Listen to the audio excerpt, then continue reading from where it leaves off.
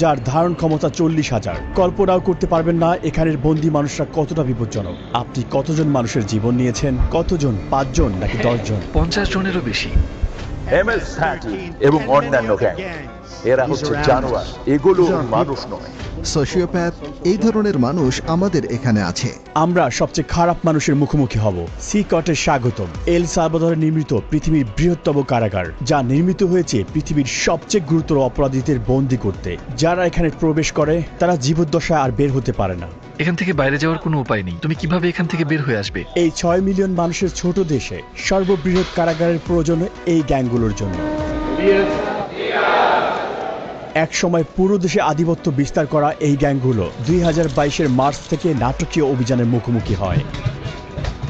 President নাইব বুকেলের প্রশাসনের অধীনে মাত্র 16 মাসে 70,000-এরও বেশি মানুষকে গ্রেপ্তার করা হয়, যা দেশের প্রাপ্তবয়স্ক জনসংখ্যার প্রায় 2%।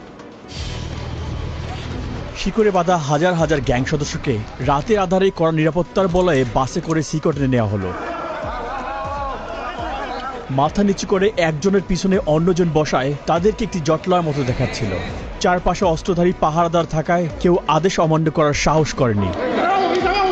একদিনের মধ্যেই তাদের জীবন পুরোপুরি পাল্টে গিয়েছে। উত্তর যতই অস্বস্তিকর হোক না কেন, আমি তাকে তার করা সবচেয়ে ভয়ঙ্কর অপরাধগুলো নিয়ে প্রশ্ন করব। 10 মিনিট। 2022 সালে নির্মিত এই বিশাল কারাগারটি 8টি পৃথক মজিউল নিয়ে গঠিত, যা 410 একর জমির উপর অবস্থিত। প্রতি জোড়া মজিউল 2টি পৃথক 3 মিটার উচ্চ দেয়াল দ্বারা ঘেরা, যার মধ্যে রেজার ওয়ার দেয়া রয়েছে। 9 মিটার উঁচু বিশাল দেয়াল দিয়ে পুরো জায়গাটি ঘেরা, যার উপরে রয়েছে 3 মিটার উঁচু বৈদ্যুতিক তার, যেখানে 15,000 ভোল্ট বিদ্যুৎ বইছে। চারপাশের 19টি ওয়াচ টাওয়ারের মাধ্যমে কোনো কিছু নজর এড়ায় না। এই সম্পূর্ণ ব্যবস্থা শুধু পালানোর রাস্তাকে বন্ধ করে না, বরং পালানোর চিন্তাকেও মুছে দেয়। হ্যালো, আমাদের প্রেসিডেন্সি থেকে অনুমতি আছে। সৈন্যরা আমাদের থামিয়েছে। আশা করি এটাই আমাদের সর্বশেষ চেকপোস্ট। জ্যামারগুলো সিকটের 2 কিলোমিটার এলাকার সমস্ত সিগন্যালগুলো বন্ধ করে দিয়ে সমস্ত যোগাযোগ বিচ্ছিন্ন করেছে।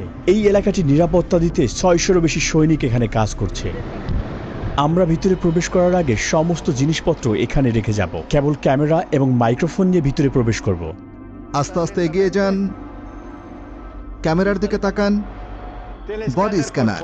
আমি বিয়ের আংটি রাখতে ভুলে গিয়েছি। আচ্ছা, সেটা ওখানে রাখতে হবে। এই উচ্চ ক্ষমতা সম্পন্ন এক্স-রে স্ক্যানারটিতে হাড় এমনকি শরীরের অঙ্গ প্রত্যঙ্গ দেখা যায়। এটি মূলত নতুন বন্দীদের স্ক্যান করতে ব্যবহার করা হয়, এটা নিশ্চিত করতে যে কেউ নিষিদ্ধ কোনো বস্তু বহন করেছে কিনা। তারা জিনিসগুলো গিলে ফেলত অথবা পথ বা পথে করে নিয়ে আসার চেষ্টা করত। Micro SD memory card, microchip, এবং শুধু এগুলোই নয়, এমনকি ফোনের চার্জারও। আরও একবার পুরো শরীর তল্লাশি করা হলো। আপনারা জুতা খুলুন। এমনকি তারা মোজার ভিতরেও তল্লাশি করলো। সিকিউরিটি চেক পার করতে আমাদের 1 ঘন্টা সময় লেগেছে। 1 মাসের টানা আবেদনের পর আমরা এখানে আমন্ত্রণ পেয়েছি। গার্ডরা মাস্ক পরে, কারণ তারা এখানে খুবই ঝুঁকিপূর্ণ কাজ করছে। আর যদি তাদেরকে চিনে ফেলে তাহলে শহরে ভ্রমণ করা ঝুঁকিপূর্ণ হয়ে পড়বে, কারণ এই গ্যাংগুলোর অনেক বেশি পরিচিত লিঙ্ক রয়েছে, তাই তারা পরিচয় গোপন রাখে। আপনি কেন মাস্ক পরছেন না? আমাকে তাদের সাথে চোখে চোখ রেখে মুখোমুখি কথা বলতে হয়। তারা ইতিমধ্যেই জানে আমি কে। আমরা এখন নিবন্ধন রুমে। এটা শুধু বন্দীদের জন্যই। যখন অপরাধী রাস্তায় ধরা পড়ে তাদের আইডি থাকে না এবং তারা নাম বলে না, এ কারণে তাদের ফিঙ্গারপ্রিন্ট এবং ছবি তুলে সিস্টেমে নিবন্ধন করা হয়। একবার সিকটের স্থায়ী সদস্য হলে বন্দীদের বাকি জীবনের জন্য প্রিয়জনদের সাথে সকল যোগাযোগ বিচ্ছিন্ন হয়ে যায়, কারণ পরিবার পরিদর্শন একেবারে নিষিদ্ধ। এটাও জানা গুরুত্বপূর্ণ যে বড় অভিযান পরিচালনার সময় কিছু নির্দোষ মানুষকেও ভুল করে এখানে বন্দী করা হয়েছে। এখানে নো কন্টাক্ট নীতির কারণে তাদের পরিবার জানেও না তারা কোথায় আছে বা আদৌ বেঁচে আছে কিনা। কারো কারোর জন্য এই ডকুমেন্টারি হতে পারে তাদের হারিয়ে যাওয়া প্রিয়জনকে দেখার প্রথম সুযোগ। বন্দীরা যেখানে প্রবেশ করে সেই মডিউলগুলো প্রবেশের আগে আমরা এখানে অস্ত্রাগারটি পরিদর্শন করি। যে কোনো বিদ্রোহের জন্য এটি খুবই গুরুত্বপূর্ণ, কারণ তারা পৃথিবীর সবচেয়ে বিপজ্জনক মানুষ। আমরা T65 রাইফেলের মতো অস্ত্র ব্যবহার করি, যা M16 রাইফেলের মতো। আমাদের কাছে আরো একটি অস্ত্র আছে, যা হলো 12 গেজ শটগান। একটি সিগ শাওয়ার রাইফেল সংকীর্ণ স্থানে আমাদের চলাফেরা সহজ করে। যখন অপরাধীদের বন্দি করে বাসে নিয়ে যাওয়া হয় তাদের চলাচল সীমিত করতে এবং আক্রমণের ঝুঁকি কমাতে হাত করা এবং শিকল পরানো হয়। কখনো এখানে কি বিদ্রোহ হয়েছে? এখন পর্যন্ত কোনো পালানোর চেষ্টা হয়নি। এখানে আমরা অপরাধী সংগঠনগুলোর সবচেয়ে খারাপ মানুষদের পেয়েছি। বিদ্রোহ সুরক্ষা গিয়ারের মধ্যে রয়েছে head protection, face shield, neck protection, anti trauma vest, leg protector, shin guard এবং সর্বোপরি একটি ঢাল। সাধারণত কারাগারে বন্দীরা যে কোনো ধরনের হাতে তৈরি অস্ত্র তৈরি করে, যেমন সুচ, ছুরি। তারা সম্পূর্ণ সুরক্ষিত।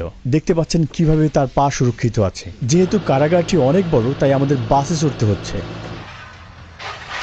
আমরা এখন মজুল এলাকায় প্রবেশ করছি। দেশকে নিরাপদে রাখতে 1000 কর্মী সিকিউরিটির ভিতরে কাজ করছে। এটা যদিও অসম্ভব, কিন্তু চলুন কল্পনা করি যে কোনো বন্দী এখান থেকে বেরিয়ে এলো। এই সমস্ত পাথরগুলো ইচ্ছে করেই এখানে রাখা হয়েছে, কারণ তারা যখন এটার উপর দিয়ে হাঁটবে এটা অ্যালার্ম সিস্টেমের মতো কাজ করবে, যা শব্দ তৈরি করবে এবং চুপচাপ হাঁটতে পারবে না। তারা কি পালানোর চেষ্টা করেছে? না। তারা কি চেষ্টা করতে পারে? কঠিন, কারণ তাদের একটির পর একটি নিরাপত্তা বলয়ের মধ্য দিয়ে যেতে হবে। বাইরের হস্তক্ষেপ রোধ করতে সিকট তার নিজস্ব অবকাঠামো নিয়ে একটি বিচ্ছিন্ন এলাকায় নির্মিত হয়েছে, যার মধ্যে রয়েছে বৈদ্যুতিক এবং পয় নিষ্কাশন ব্যবস্থা।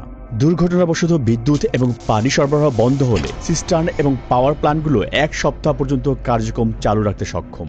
আমি খুবই উচ্ছ্বাসিত। আপনারা দেখবেন আমি মুখোমুখি হব বিশ্বের সবচেয়ে বিপজ্জনক অপরাধীর সাথে। এটা খুবই ঝুঁকিপূর্ণ। আমরা একটি মজুলে এখন প্রবেশ করব। আপনারা পাশাপাশি তৃতীয় এবং চতুর্থ মজুল দুটি দেখতে পাচ্ছেন। অপরাধীরা এখানে প্রবেশ করলে এই দরজা দিয়ে আর কখনোই বের হতে পারে না। আর কয়েক পা আগালেই আমরা 2500-রও বেশি অপরাধী দেখতে পাব। এ যেন এক নিয়ন্ত্রিত বিশৃঙ্খলার মধ্যে পা রাখা।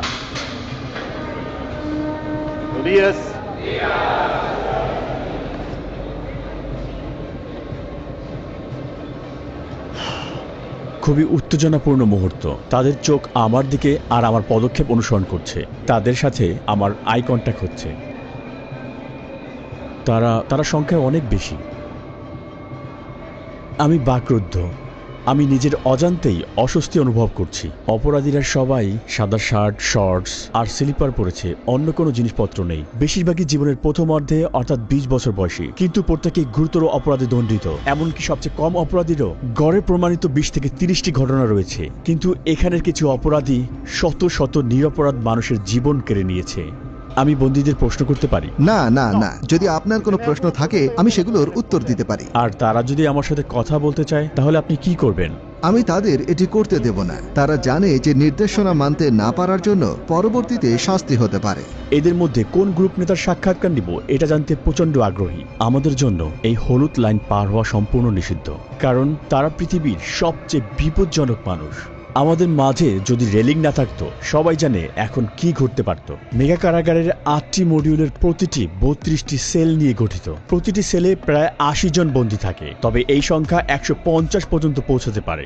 সম্পূর্ণ ধারণ ক্ষমতা পূর্ণ না হওয়া সত্ত্বেও বর্তমানে প্রতিটি বন্দীর জন্য মাত্র 0.5 বর্গমিটার স্থান বরাদ্দ রয়েছে। এখানে নেই পর্যাপ্ত আলো বাতাসের ব্যবস্থা, নেই আঙিনায় হাঁটার অনুমতি। এখানে থাকা প্রতিটি অপরাধীকে এতটাই দীর্ঘায়িত এবং কঠিন শাস্তি দেওয়া হয়েছে যা আপনি আপনার জীবনেও ভাবতে পারবেন না। এই সমস্ত বন্দীরা কখনোই বের হতে পারবে না। তারা কখনোই সূর্যের আলো দেখতে পাবে না। একমাত্র এখানে আসার বা এখান থেকে বের হওয়ার অনুমতি রয়েছে কেবল এখানকার কর্মীদের এবং আমাদের মতো মিডিয়াদের। কখনোই এই বিল্ডিং থেকে বের হতে পারবে না। আপনি যদি তাদের চেহারার দিকে তাকান, তাদের আত্মায় শূন্যতা দেখবেন। ভবিষ্যৎ নিয়ে তাদের কোনো আশা নেই। তাদের দেখতে মনে হয় রোবটিক। তাদের জীবন পুরো একঘেয়েমি। এই খোলা জায়গাটি তাদের টয়লেটের জন্য।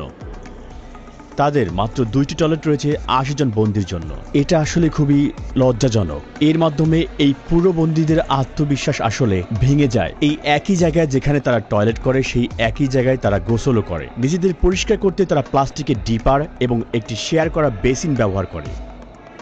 এখানে কোনো পানির প্রবাহ নেই। এই বন্দীরা পানি পান করার জন্য একটি নীল ব্যারেলের উপর নির্ভর করে। তারা সবাই এখানে ঘুমায় এই ধাতব ব্যাংকে। কোনো বালিশ কিংবা কোনো গদি নেই এখানে। প্রতিটা বন্দী শুধুমাত্র প্রয়োজনীয় জিনিস পায়: একটি সাদা চাদর, একটি ইউনিফর্ম, মোজা, স্লিপার এবং একটি টয়লেট। তারা আর কিছুই পায় না। বন্দীরা এখানে সারাদিন 4 স্তরের বেডে কাটায়। তারা এখানে গোডাউনে রাখা জিনিসপত্র মতোই খুব জড়ো হয়ে থাকে। স্বাস্থ্য এবং শৃঙ্খলা রক্ষার অংশ হিসেবে বন্দীরা 2 সপ্তাহ পর পর শেভ করে। এছাড়াও লম্বা চুল বা দাড়িতে তারা ধারালো বস্তু লুকিয়ে রাখতে পারে। একবার দেখা যাক, শার্ট খুলে এখানে লাইন ধরে দাঁড়ান। এখন তারা সবাই শার্ট খুলছে। এই বন্দীরা একসময় MS-13 এবং ব্যারিও 18 গ্যাংয়ের সদস্য ছিল, যারা এল সালভাদরের পাড়া এবং মহল্লা নিয়ন্ত্রণ করত।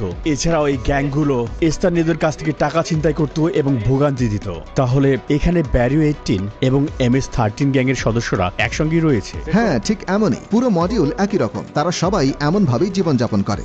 বাইরে একে অন্যের এলাকায় প্রবেশ মানে মৃত্যুর কারণ, কিন্তু এখানে তারা শেষ নিঃশ্বাস পর্যন্ত একে অপরের পাশেই থাকবে। এখানে তারা কিভাবে আছে একে অন্যকে আক্রমণ না করে? এখানে তাদের একসাথে থাকতে শিখতে হয়। এখানে তারা কারাগারে আছে, রাস্তায় নয়। অধিকাংশ বন্দী পুরো শরীর জুড়ে ট্যাটু থাকে, এমনকি তাদের মুখেও, যা তাদের অনুগত্যের পরিমাণ প্রকাশ করে। MS-13 গ্যাংদের ট্যাটুতে সাধারণত অক্ষর দিয়ে লেখা অথবা 13 লেখা থাকে। অন্য গ্যাংয়ের সদস্যরা 18 বা 666 এরকম চিহ্ন ব্যবহার করে, যার যোগফল 18 এবং যা শয়তানের প্রতীক হিসেবে ধরা হয়। অথবা তারা রোমান সংখ্যাও ব্যবহার করে। কারো মুখে গ্যাংয়ের ট্যাটু থাকলে তা স্পষ্ট নির্দেশ করে যে সে সংগঠনের সবচেয়ে নির্দয় এবং নেতৃস্থানীয় সদস্য। এমন একজন মানুষের সঙ্গে রাস্তায় দেখা হওয়া মানে সাক্ষাৎ মৃত্যুর চোখে চোখ রাখার সমান। মাকড়সা জালের ট্যাটুর অর্থ হচ্ছে আইন ব্যবস্থার জালে আটকে পড়া আর দীর্ঘ কারাদণ্ড ভোগ করা। ডেভিল হর্নস ট্যাটু একটি অন্ধকারের প্রতীক, যা নির্দেশ করে যে এই ব্যক্তিরা হচ্ছে শয়তানের পূজারী। কিছু লোক দাবি করে তারা শয়তানের আদেশে এই কাজগুলো করেছে। একটি টিয়ারড্রপ ট্যাটু নির্দেশ করে যে সেই ব্যক্তি কোনো মানুষের জীবন নাশ করেছে।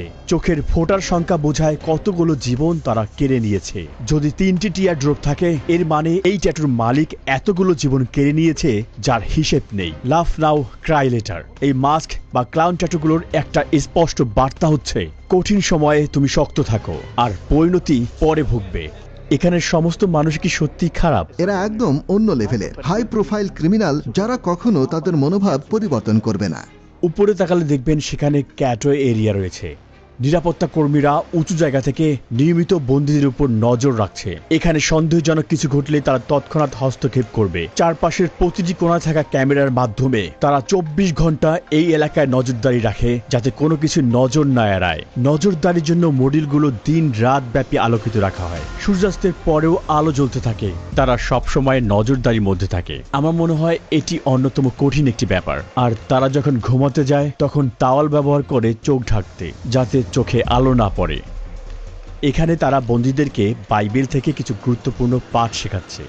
এখানে তাদের শারীরিক ব্যায়াম হচ্ছে, আর ওখানে তাদের ট্রেইনার। বন্দীদের সেল থেকে বাইরে যাওয়ার এটাই তাদের একমাত্র সময়। অস্ত্রধারী পাহারাদারদের নজরদারিতে এই কার্যক্রমগুলো প্রতি সপ্তাহে মোট 1 ঘন্টা চলে। এক সময় তারা রাস্তা নিয়ন্ত্রণ করত, কিন্তু এখন তারা ইচ্ছে মতো এক পাও চলতে পারে না। এটা একটা রোটেটিং শিডিউল, জায়গা কম, তাই সবাই একসাথে একই দিনে বাইরে যেতে পারে না। বন্দীরা যখন এইসব অ্যাক্টিভিটিতে সেলের বাইরে থাকে, তখন কি কোনো বিশৃঙ্খল ঘটনা ঘটেছে? এমন কিছুই হয়নি। যখন আমরা সেলের ভিতরে ক্যামেরা ফোকাস করি, প্রায় দেখি একজন বন্দী আস্তে আস্তে কথা বলছে। সেলের ভিতর থেকেও গ্যাং সদস্যরা বাইরে তথ্য পাঠানোর চেষ্টা করে, আর তাই আমরা তার মুখের ভঙ্গি সেন্সর করে বার্তা ব্লক করে দিয়েছি। কড়া ব্যবস্থা নেওয়ার পরও গ্যাংগুলো এখনো বাইরে শক্তিশালী। গুজব আছে তারা নিরীহ মানুষের উপর প্রতিশোধ নেওয়ার পরিকল্পনা করছে, কিন্তু তার পাল্টা হিসেবে কর্তৃপক্ষ তাদের বন্দী সদস্যের উপর আরো কঠিন পদক্ষেপ নেওয়ার হুমকি দিয়েছে। যদি ওরা এমন কিছু করে তাহলে কারাগারে একবেলা খাবারও পাবে না। সৃষ্টিকর্তার কসম, তাদের খাওয়ানোর জন্য একটি চালের দানাও থাকবে না। আর দেখি কিভাবে তারা কতদিন টেকে। এখানে তাদের 3 বেলা খাবার দেওয়া হয়, ব্রেকফাস্ট, লাঞ্চ আর ডিনার।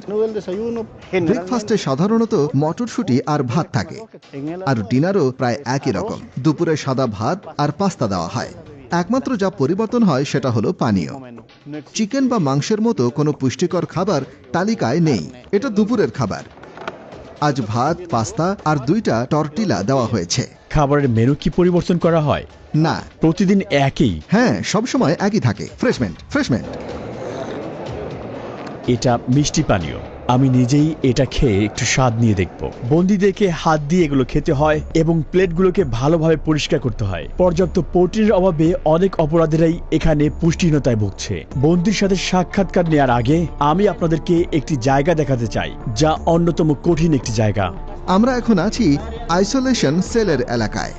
যখন বন্দীরা আইন ভাঙে, তাদেরকে এই আইসোলেশন সেলে পাঠানো হয়। আইন অনুযায়ী আমি তাদের 15 দিনের জন্য সেলে বন্ধ রাখতে পারি। সেলের দরজা সিল করা থাকে। এই গ্রিডের মাধ্যমে আমি তাদের দেখতে পারি এবং জানতেও পারি ভেতরে কে আছে। এখানে খাবার দেওয়া হয়, আর দরজা খুলে কোনো কার্যক্রমে নেওয়ার আগে এই জায়গাটাতেই তাদেরকে আমরা হাতকড়া পরাই। আইসোলেশন সেলে স্বাগতম। যদি কোনো বন্দী অশোভন আচরণ করে তাহলে তাকে এখানে পাঠানো হয়। সে কখনোই জানবে না সময় সম্পর্কে বা কতদিন তাকে এখানে থাকতে হবে। কয়েকদিন বা কয়েক সপ্তাহ পর্যন্ত সে এই কংক্রিটের বিছানায় ঘুমাবে, আর সেই অপরাধী বিচ্ছিন্ন হয়ে পড়বে পুরো পৃথিবী থেকে। এটার ভিতরে তাদের পানি সরবরাহ করা হয়। এখানে একটি পানির বেসিন রয়েছে, তারা এখান থেকে পানি নেয় আর তারা ঠিক এখানে প্রস্রাব করে। পানি খাওয়ার বেসিন এবং টয়লেট পাশাপাশি অবস্থিত। এই টয়লেটটি দেখে মনে হচ্ছে এটি খুব সদ্যই ব্যবহার করা হয়েছে, আর তাই এটি এখনো নোংরা হয়ে আছে। এখানের একমাত্র আলোর উৎস হচ্ছে এই ছোট্ট ছিদ্র, যা দিয়ে খুবই সামান্য পরিমাণ সূর্যের আলো আসে, এবং এটি বাতাসেরও একমাত্র উৎস। আপনার মতে এই আইসোলেশন রুমের সবচেয়ে কঠিন বিষয় কোনটি? ভিতরে আপনি নিজের হাতও দেখতে পারবেন না, তাই যখন কাউকে আইসোলেট করা হয় তার জন্য কিছু একটা থাকা প্রয়োজন, একটা বই অথবা কিছু একটা, যাতে তার মন শান্ত থাকে। কিন্তু এখানে তাদের সেরকম কিছুই নেই। যতই কঠিন অপরাধী হোক না কেন, এই ধরনের আইসোলেশন তাদের মানসিকভাবে ভেঙে ফেলে। এটা এখানকার অপরাধীদের জন্য জরুরি, যারা একসময় সৃষ্টিকর্তার মতো নির্ধারণ করত কে বাঁচবে আর কে মরবে। তারা ক্ষমা চাইতে পারে আর সৃষ্টিকর্তা তাদের ক্ষমা করুক, কিন্তু এখানে ভিকটিমদের প্রতি ন্যায় বিচার নিশ্চিত করা আবশ্যক, আর এটা তাদের সর্বনিম্ন প্রাপ্য। এখন আমরা সাইকো নামের একজন কয়েদির সাক্ষাৎ নিব। তার অপরাধের ইতিহাস 34 বছরেরও বেশি, আর গত 25 বছর ধরে সে একটা বড় সংগঠনের নেতৃত্ব পর্যায়ের সদস্য। 10 মিনিট। এমনকি এই বন্দির চারপাশে নিরাপত্তা দিতে 10 জন গার্ডও পর্যাপ্ত নয়। মাস্ক খুলুন। আপনার নাম কি? আমার নাম মার্ভিন এর্নেস্তো। আপনার বয়স কত? 41 বছর। 41-এর মতো দেখাচ্ছে না, মনে হচ্ছে 35 বছর বয়স। এটা শুনে ভালো লাগলো, কারণ আমি মনে করি আমার বয়স বেড়ে গেছে। আপনার ট্যাটু দেখতে পারি? MS-13। আপনি কত সালে ওই সংগঠনে যোগ দিলেন? 2004 সালে, কিন্তু আমার অপরাধের রেকর্ড 11 বছর বয়স থেকেই শুরু। আপনি কিভাবে প্রথম জড়িয়ে পড়লেন? যখন কোনো ছেলের শুধুমাত্র তার মা থাকে আর সেই মা কাজেই ব্যস্ত থাকে, তখন সেই ছেলে রাস্তায় বেরিয়ে আসে সাহায্যের জন্য কিছু খোঁজে। আমি ভাবলাম আমার মা গরিব, আমার জুতোর দরকার, কাপড় চাই, আর শুরু করলাম চুরি। তারপর বাবার মতো কাউকে খুঁজে ফিরি, কারণ আমি বাবাহীন ছিলাম, তাই গ্যাংয়ের দিকে আকৃষ্ট হলাম। একসময় একটা খুন করলাম, আর তারপর এল সালভাদর চলে এলাম জীবন পাল্টানোর জন্য। কিন্তু এখানে আরো গ্যাং ছিল, আবার একই কাজ করতে শুরু করলাম। তারপর শেষমেশ জেলে ঢুকলাম। আমি সবসময় সেই ধরনের মানুষ ছিলাম যারা কোনো কিছু মনস্থির করলে সেটাই অর্জন করতে চায়, আর আমি এখানে এসে সবকিছুই অর্জন করেছি। কিন্তু এখন আমি এখানে আছি। এভাবেই শয়তান মানুষকে পরিশোধ করে। আচ্ছা, এটা কি সত্যি এই অপরাধ সংগঠনে যোগ দিতে হলে কাউকে হত্যা করতে হয়? হ্যাঁ। আপনি কাকে হত্যা করেছেন? সেটা কি আপনার আত্মীয়? আমি সত্যিই মনে করতে পারি না কতজনকে হত্যা করেছি।